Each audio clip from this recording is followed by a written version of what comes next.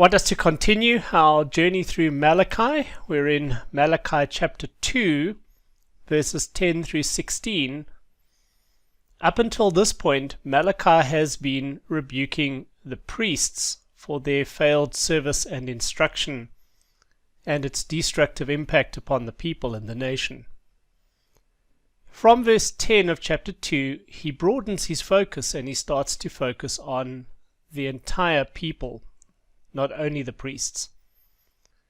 And the passage we're going to look at has an undercurrent that runs through it that has something to do with profaning the covenant community. As I see this passage, the central theme that it's teaching is that the people of Judah had profaned the covenant community. And they had done that by committing two sins. Firstly, they had married the daughter of a foreign god, i.e. idol worshippers. And second, they had divorced the wife of their youth. They had divorced faithful wives. As Malachi writes what is a fairly strong denunciation, his purpose was to avert God's judgment, another exile probably, by urging the community to be faithful to their covenant with Yahweh. Being unfaithful to their covenant with Yahweh would potentially bring the curses of the covenant upon them, resulting in another exile. So Malachi is trying to avoid that. And our passage is built something like this. The opening claim in verse 10 is that the people of Judah had profaned their covenant. And not only their covenant with Yahweh, they had profaned his covenant community. This was a result of things that they had done. What specifically had they done? Well, two things. One, they married the daughter of a foreign god. So this was their first action that profaned the covenant. And second, they divorced the wife of their youth. We're going to unpack both of those momentarily. So we've got this basic idea that two things they had done had served to profane their covenant with the Lord and his people. Let's unpack that. So he makes this claim that the people of Judah had profaned the covenant community.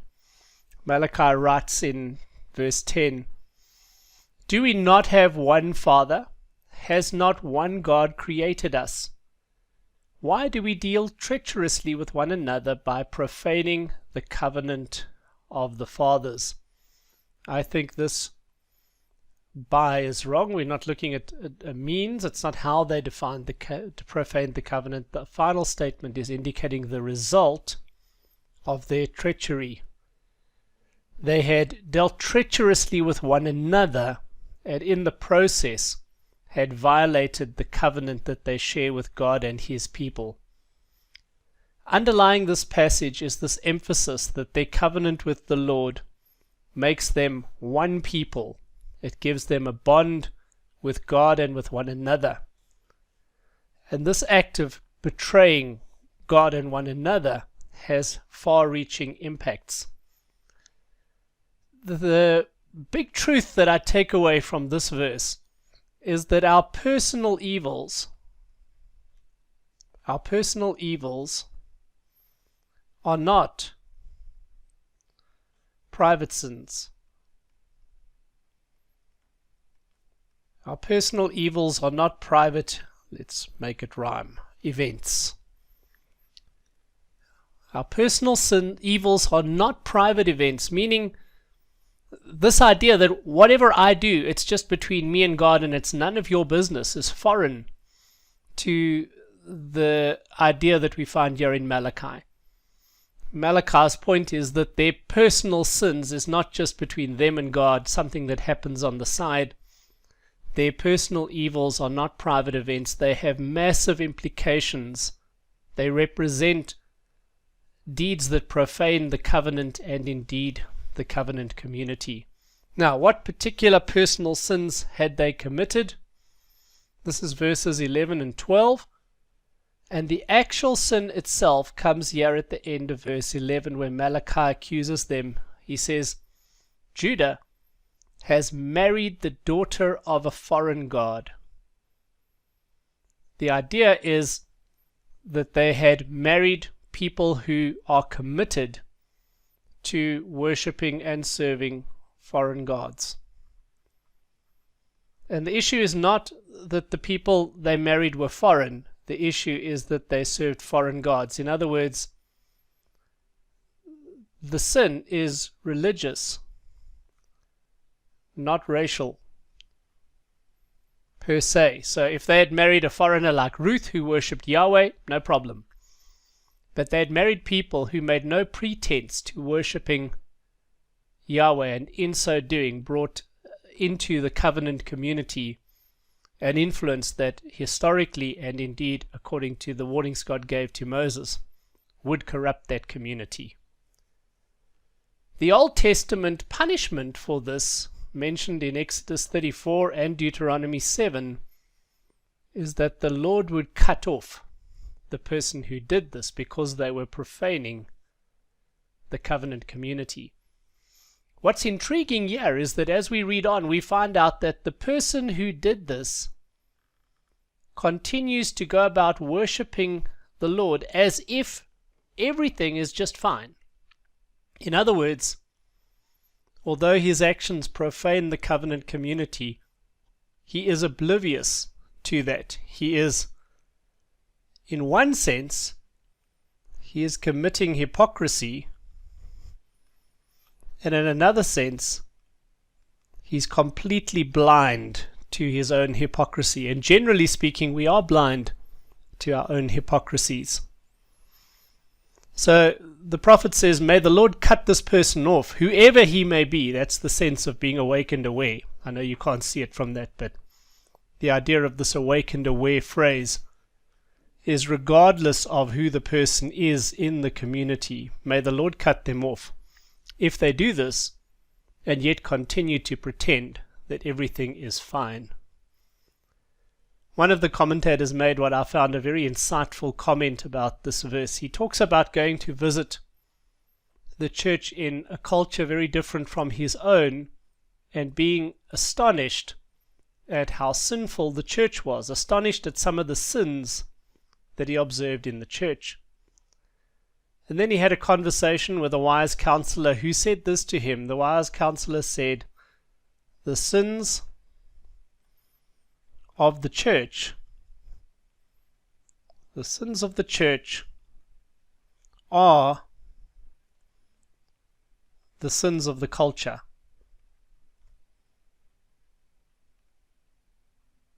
So if you go to Australia, you will find in the church that some of the dubious things you see in the Australian church will be a reflection of Australian culture. If we go to Ghana, we will find some of the disturbing things we see in the church will be a reflection of the sins of Ghanaian culture. And so you can apply that to wherever the church might be. The sins of the church tend to be the sins of the culture, meaning in part that we do not always see the sins of our own culture.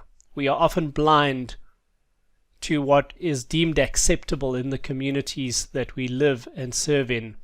And naturally, therefore, when we become believers, we take some of those practices, customs, habits into our fellowships. So this was happening here in Malachi's day. These people had committed sins that, according to the Torah, profaned their covenant with Yahweh, should have resulted in the Lord cutting them off from their people, and yet they're oblivious to it. They continue to come and worship at the Lord's altar as if everything between them and God is just fine. Their hypocrisy is rooted in blindness and perhaps an expression of this idea that the sins in the community of faith tend to mirror those in the culture. That brings us to our second major point, the second cause of the profaned community. Starting from verse 13, Malachi says, and this second thing you do, You cover the altar of the Lord with tears, with weeping and crying, so he does not regard the offering any more, or receive it with goodwill from your hands. The verse is open to two interpretations. So something they've done has caused weeping, crying, etc., tears on the altar of the Lord. And it's somewhat unclear whether this is the tears of the people being scolded, I find that the less likely view, or the tears of the people whom they have exploited and abused and betrayed. So if it's the tears of the people being rebuked, then it's the husbands. And if it's the tears of the people who have been abused and exploited, then it would be the wives that have been betrayed. I think he's referring to the pain caused in the community, the pain caused in wives whose covenant has been betrayed by unfaithful husbands. Some translations will render this as because, others as so. More render it because, it's the more natural handling of the Hebrew. I think the so captures the context quite well, because it's going to give us a result. As a result of the fact that they've caused God's altar to be covered with the tears of victims, their own wives, he does not regard their offering anymore or receive it with goodwill from their hands. And the message we are taught here is that if we injure his people, he will ignore our prayers. If we injure his people, he will ignore our prayers.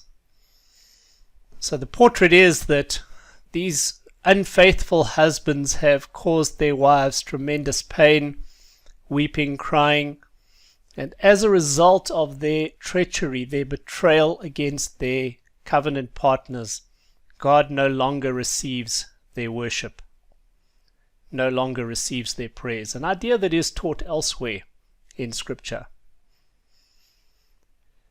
If we move on to verses 14 and the first half of verse 15, we find out what exactly they've done. So they ask, for what reason? And God answers, because. Because the Lord has been witness between you and, here's the key phrase, the wife of your youth, with whom you have dealt treacherously. Some versions will say to whom you've been unfaithful. What is the wife of your youth? Well, the answer is the wife, the woman that you married when you were both young. And the implication is that neither of you are young anymore, but she is still the wife of your youth. And the portrait is a particular kind of marital unfaithfulness. It's the marital unfaithfulness of a man who in middle age or later age abandons the wife of his youth with all of the social and economic consequences that has for her and for his children, and presumably marries someone else in her place. So this is the typical leave your wife and marry your secretary or the young dolly bird kind of betrayal. Yet she is your companion and your wife by covenant. Did he not make them one, having a remnant of the Spirit? And why one? Because he seeks godly offspring, godly children. So the purpose of marriage, God is at work in forming this covenant of marriage. He makes the couple one. He has a purpose that this union result in godly children who love him and continue to do good in the community. And this person who abandons the wife of his youth has dealt treacherously with her.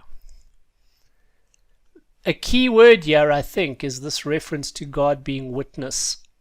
And a takeaway from this verse is, as witness, referring to God as witness.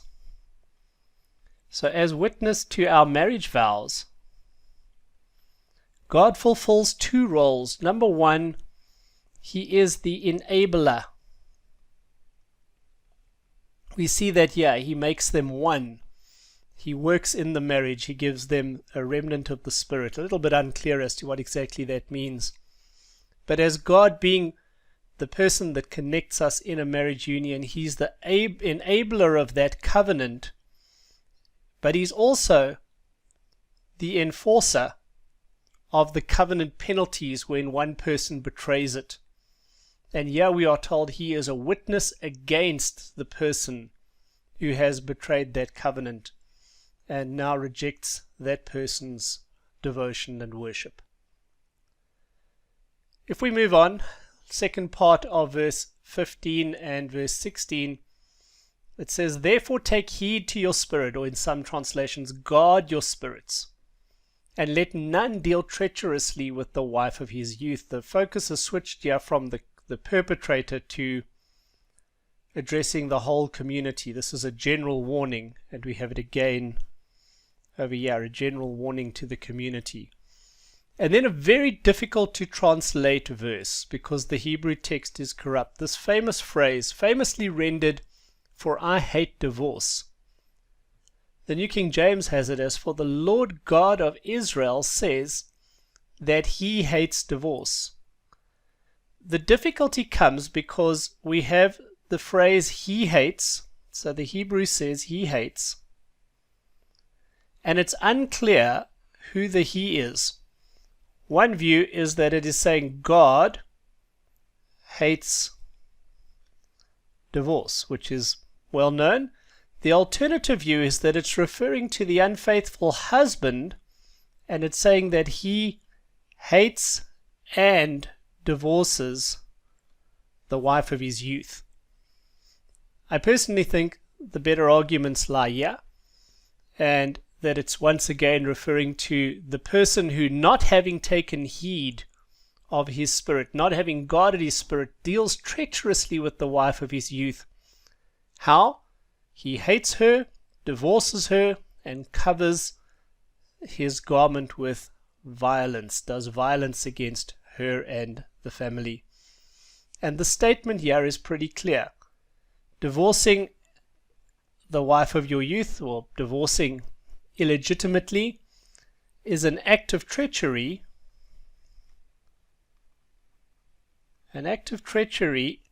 against your companion, the wife of your youth, against your children. God's purpose in this union was godly offspring, and by betraying the family, the act of treachery extends to the children in that union. And that, of course, has a damaging effect on the entire community of faith. To act treacherously against one's spouse is actually an act of treachery against her, against the children, and against the whole community. And so the conclusion, the challenge that Malachi leaves them with, is take heed to your spirit, or guard your spirit, that you do not deal treacherously. The idea here is that the antidote to these sins is to guard our spirits so that we don't do them. And it implies that the root cause of this kind of unfaithfulness is an unwell spirit. Something's wrong spiritually. It's a heart disease, if you wish. And so we could have one last maxim here, that flawed doctrine or failing devotion. In other words, when our spirits are in a wrong place, we've persuaded us that good is evil and evil is good, or we've simply allowed our spirits to be out of harmony with God. It's flawed doctrine and failing devotion that open the door to this kind of marital unfaithfulness. I'll leave it there and happily take questions, comments, insults.